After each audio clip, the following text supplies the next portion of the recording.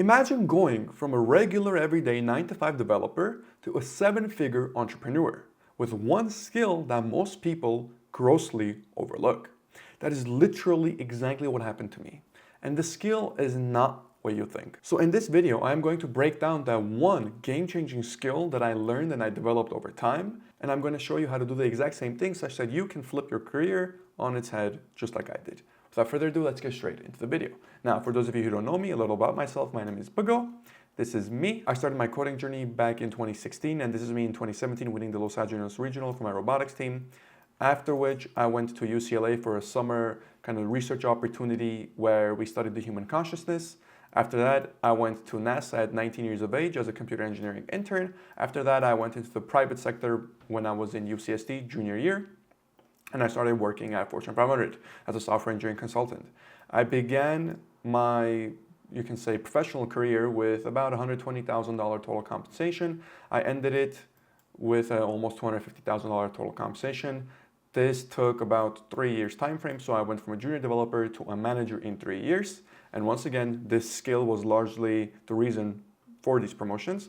And November 30th, 2022, when ChatGPT came out, I made the decision that I am not going to pursue 9-to-5 anymore. I'm going to get into entrepreneurship because I knew AI was going to change the world. And thus, I founded AB Analytics, which is a B2B AI consulting firm. And in the last month alone, we did about $777,000 in revenue. Keep in mind, this is revenue. I do not keep this much in my pocket. This is not profit, this is revenue. I skipped a lot of wins, even more losses. If you want to learn more, check out my personal website. Link will be in the description below. Without further ado, let's get straight into it. So what is the one skill that made me a 7-figure software engineer? I'm not going to gatekeep it. I'm just going to tell you. It was communication. However, not in the way you might think. Let me dive deeper into this.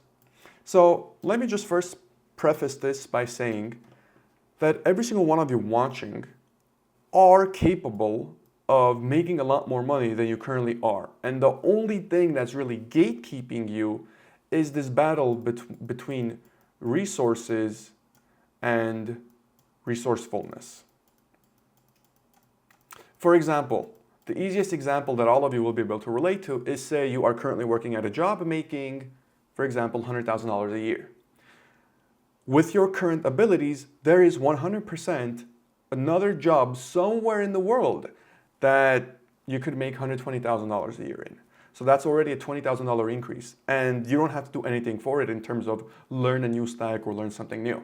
Your current skills are already enough for you to make more money. However, how are you going to find that job, right? Where the opportunity is going to come into play and all these things. These are sort of the nuances behind that. Many of you might even know this. This is why so many software engineers only have like a life expectancy of about 2 years in a specific company because they keep job hopping because they get paid more and more, despite them not really learning too much more as opposed to if they stayed in the same company. So taking that into account, I realized this early on that I don't necessarily have a problem with resources because I feel like the average developer, the fact that you already became a developer, you went to university, you got that education, already means you have above average resources available to you. It really comes down to resourcefulness. And resourcefulness, I think, is truly kind of like extracted once you have at least somewhat of a communication, I want to say expertise, but don't take expertise too heavily in the sense of you need to be an expert at communication. No, you just need to be better than the average person at communication to be able to truly make use of this thing called resourcefulness, okay? These go hand in hand. So let me explain what I mean. You might have already realized when I said I went from a junior to a manager in 3 years, you probably asked yourself, wow, that is a heck of a fast promotion cycle. And it was one of the fastest. So from junior to senior to manager, oh, excuse my handwriting, that was, I don't know what that was, to manager took about 3 years. So give and take. So when I got there, I worked for a junior developer for I think 8 months, and then I became a senior dev for another 8 months, and then I became a manager, and then I quit I think after a year when I became a manager, around that much of a time frame.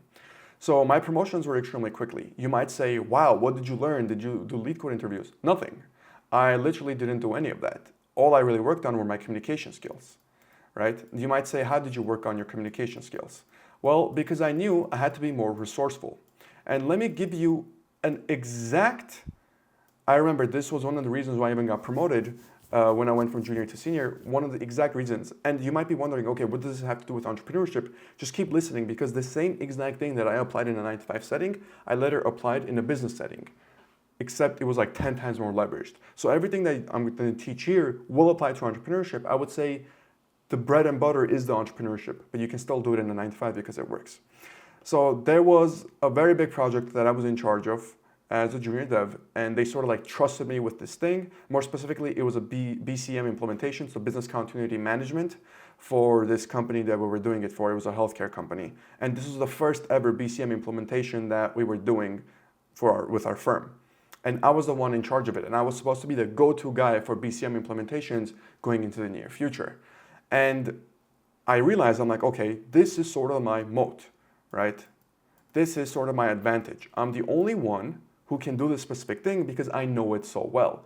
And frankly, there was nobody that I could ask any technical help from, because for this specific thing, nobody had experienced it. This was something very new that our company was starting to offer, and they put me in charge of sort of delivering it. So they're like, hey, you go figure it out, whatever you figure out, create SOPs about it, and then teach everybody else. And if you do it well, hey, maybe there's a, promotion down the line. So the way I communicated my value here was I literally talked to my manager. I said, how can I get to a senior and then manager level in the shortest amount of time as possible? Tell me exactly from A to Z what I have to do. And if a manager wouldn't be able to help me, I went one level above him to a director and then to a partner. So I had our partner's phone number in my phone, and sometimes I would just text them, doesn't matter the day or something, either asking for guidance or whatever the case. But it was never that I was like very annoying and I was constantly kept pestering him.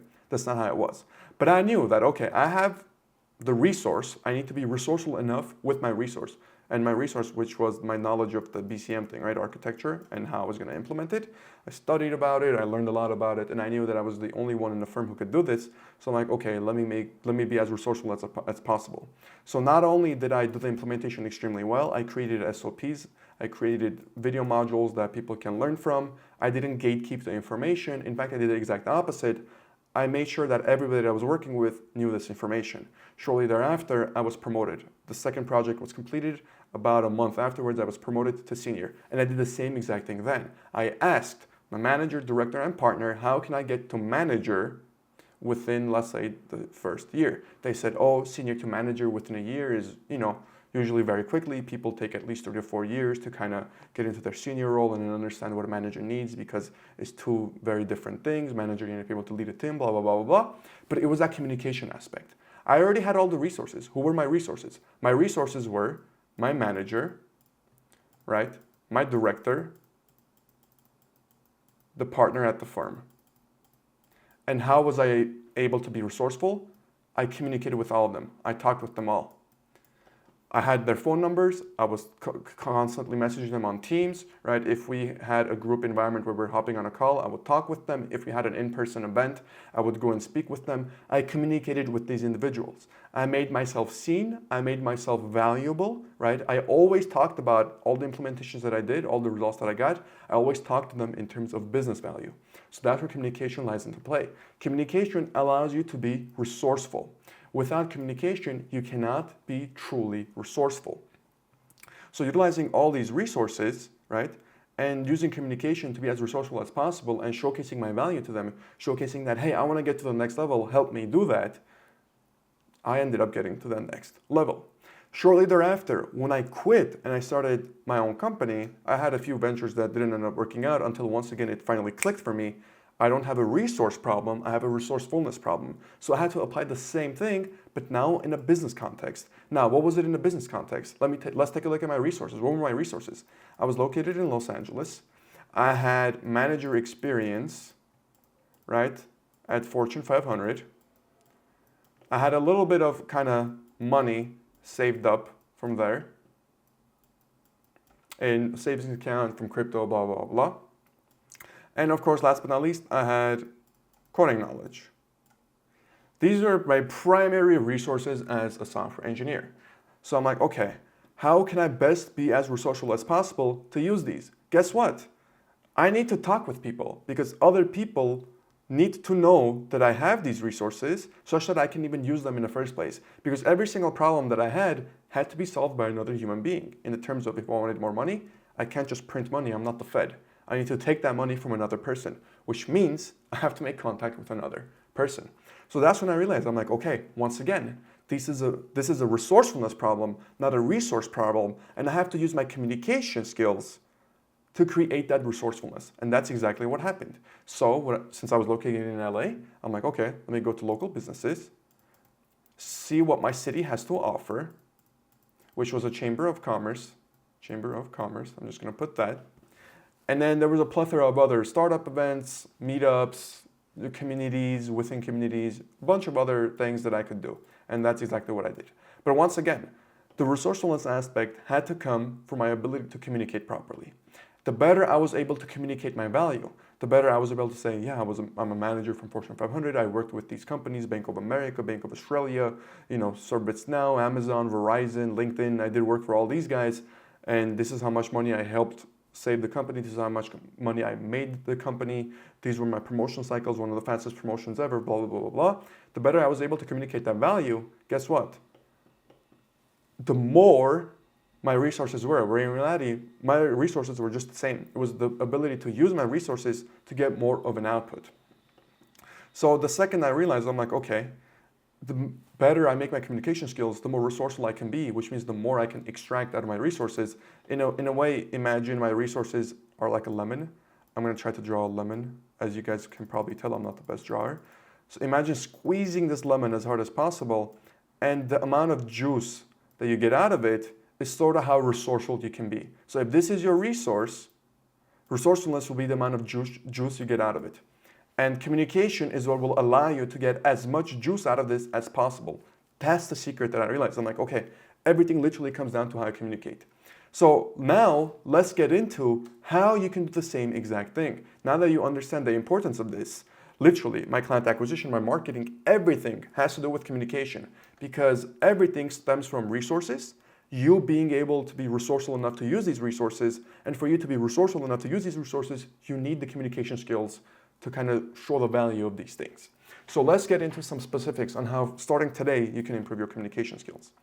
One of my favorite things that I still do to this day is I always like to call this kind of system that I have set up, which is the blitzkrieg strategy. Now, maybe the naming needs to be slightly different. For those of you who know about World War II, you know what it's about. But the reason I did this, the reason I chose this name for this is because that is kind of exactly what you're doing here. Bombarding people with information, but in the best way possible. You see, I realized very early on in the software space, especially software development, the biggest issue was never about the software itself. It was never about if there was a shortage of talent or not. It was almost always about communication, specifically miscommunication or lack thereof, okay? It was never about anything else. In very few places did I ever see a problem where it was literally strictly technical ability that just wasn't enough. Because most of the time, especially for Fortune 500 companies, they have an endless pool of talent they can choose from. So it's not a talent issue, it's literally a communication issue with the software engineers or the communication issue between technical and non-technical people. So to make sure that people were kind of always bombarded with enough information so they knew everything that was happening is I did primarily three main things. Every single meeting that I went to, so this is true currently even to this day, whether it was at a 9 to 5 or whether it's for my own business, there was always a summary that I would send out after each meeting. Now, back in the day, I had to do this manually. Nowadays, you have AI that can do it for you. One of my favorite ones, Fathom.ai. If you're not using it, use it. I'm not even sponsored by it. I just really love the tool. It's amazing for it. Use it completely free. It works for Google Meet, Zoom, and a plethora of other things. But this is what I use now. And essentially what ends up happening is you're in a meeting, you guys are talking, right? The meeting ends. You have a call to action as to what needs to be done after the meeting, the primary action items, as well as a general summary of what was talked about in the meeting. I used to do this manually. Now you can do that with AI. There you go, done. And this makes an immense difference because you have accountability for what everybody has to do, and you're also kind of like the go-to guy of, okay, this guy knows everything that's happening. You become one of the most trustworthy individuals in that organization, which is a very big leverage to have. Next thing, what I used to do, and when it comes to just regular communication, is for my emails, I would always include the ask. So the ask is essentially, imagine I'm writing out an email, hi, blah, blah, blah, blah, blah, like, and then the first line, second line, whatever the case. And then in bold letters, I would have the ask and literally put a colon and then ask them, can you do X, Y, Z? So what ends up happening is when they open my email, if they don't have enough time to, let's say, read the whole thing, all they see is this. Bold letters, the ask, and then can you do X, Y, Z? Okay, perfect, I gotta do this for Bugo, done and completed. This has, just this one simple thing of just having the ask has literally saved me from so many emails because we're not going back and forth asking, okay, what do you need specifically? I literally just put the ask, asking them what I need from them. They instantly understand what I'm talking about. For CEOs and other kind of people in positions of power, such as C-suite executives, those who don't have too much time, I send them out an email. I have a plethora of other information maybe here and here that they can refer to if they need to, but they can just take a look at this one sentence and know immediately what needs to be done. And every single time they always thank me for providing the ask here so they know exactly what they need to do. The email literally takes them about 5 seconds to read. They read the ask, they know what it's about, perfect. Because guess what? Since I sent out the meeting summary a long time beforehand, they already have an exact sort of prerequisite to it, right? A knowledge base of it. And when they read the ask, they're like, okay, he's referring to this. I'm going to go ahead and do this. This is the second thing that I talked about. Now, when it comes to the third thing, it has to do more with oration, okay? So in person or remote communication, but this is now when I'm actually talking to somebody. Now, let's talk about remote first because most of you will most likely be in this. Always have your camera on. Now, it does not matter if the other person doesn't have their camera on, you turn on your camera. If the other person is not comfortable turning on your camera, you can let them know explicitly, hey, you don't have to turn your camera on, I just like having mine on. You always want to have your camera turned on. You always want to have a normal background. If you don't have a clean background, just use like one of those stock backgrounds. That's what I use on Google Meets. But always have your camera on so people can see your face. There's a very big difference when people can see your face and you're talking and you're looking at the camera. It makes it a lot more personalized, makes it a lot more impactful and emotional. Always have your camera on, always be presentable, right? And whenever you're talking, forget about technical jargon. I think this was the biggest thing that I really realized is unless I was talking to other software developers, and which nowadays, even if I'm talking to my employees, I rarely get into technical jargon anyways, because I like to talk about business results. So one of the biggest sort of changes that I had to make was I had to realize that I am a technical person. Many other individuals are non-technical people. The way I have to speak, the way I have to orate, the way I have to communicate has to be such that I can construct a bridge between the technical to the non-technical, okay? And this bridge, nobody else is going to do it for me. Because a non-technical person isn't going to understand me and I'm not going to understand them unless I make the effort to explain what it is that I did or explain the solution that I have in a business setting that either makes them understand it makes them or saves them money or time. Or both, obviously. So that's one of the other kind of things that I realized. Every single meeting that I had, especially in a 9-to-5 setting, I never talked about technical jargon. I never said, oh, I did this API, I made this, or I made that. I always talked about it in terms of results, specifically business results. If I helped, if I made something technical and it looked cool, I always talked about the results that I got. Yeah, we increased, let's say, the optimization for this, which led to, this much saved in terms of time or money. I had very specific things that I did. For example, the same BCM project that I was talking about with the business continuity management. We incorporated for essentially a healthcare company, and they increased their disaster recovery response by something crazy. Like they made it from like a couple hours down into, I think, 3 minutes or something. It was extremely quick now. Anything that happened within a second, they had everything set up. And that pretty much, I didn't describe it only in a sense of, oh yeah, this is the technical stuff we implemented. I said we brought it down from that many hours to 3 minutes, which in hindsight will save billions of dollars in the near future going forward. Not only for that company, but for the industry as a whole, and so on and so forth. But that's how we want to always classify things. That's what I realized. So in the back of your mind, always, whenever you're communicating, always keep in mind of the non-technical versus the technical. So this is really the key to communication as a software engineer.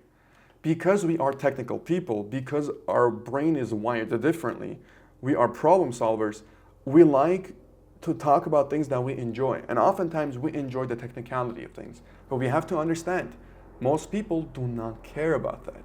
They do not care about the technicalities of things. They are non-technical people, they care about results. So when we communicate, we want results to be of utmost importance. It's the one thing that we always want to highlight. That's really the change you want to make in your oration, in your writing, any type of way you're going to communicate, whether it's in person, whether it's remotely. Always highlight the results. And more specifically, always try to connect the technical to the non-technical and vice versa. Make it easy for people to talk with you. Make it easy for people to understand you because you are able to connect the technical to the non-technical. Imagine if, let's say, these AI developers that are getting paid $100 million to be poached by, say, Sam Altman or Zuckerberg, right? Zuckerberg, I think, offered $100 million to one of the AI developers. Imagine if that person has to sit down with a non-technical, let's say, CMO, the Chief Marketing Officer of Meta, and they have to discuss their plan for what they have to do and what AI he's making and how it's going to go. If that $100 million developer starts talking about technical jargon and starts explaining things technically, because you know he can, they're paying $100 million for him, he's, probably like a 1,000x developer, the CMO is not going to know what to do. So that even that 1,000x developer has to talk to the CMO from a non-technical perspective and help bridge that gap, because that's the only way that Meta will be able to not only advertise profitably, but also make as much money as possible while also having the best product as possible. Same thing goes for your users as well. You need to be able to talk to your users, not necessarily from the perspective of features, but from the perspectives of value. What problem can you solve? What pain point can you solve? That was really the key that led to my success in terms of how I was able to make not only the transitions in a 9-to-5 in terms of promotions, but also the transition from a developer to a founder and making all that money. All the sales, all the marketing that I did came down to communication. So without further ado, I hope you enjoyed this video. If you have any questions whatsoever, you know the drill, just drop it down in the comments and I'll answer it sometime soon. As always, thank you so much for watching and have a good one.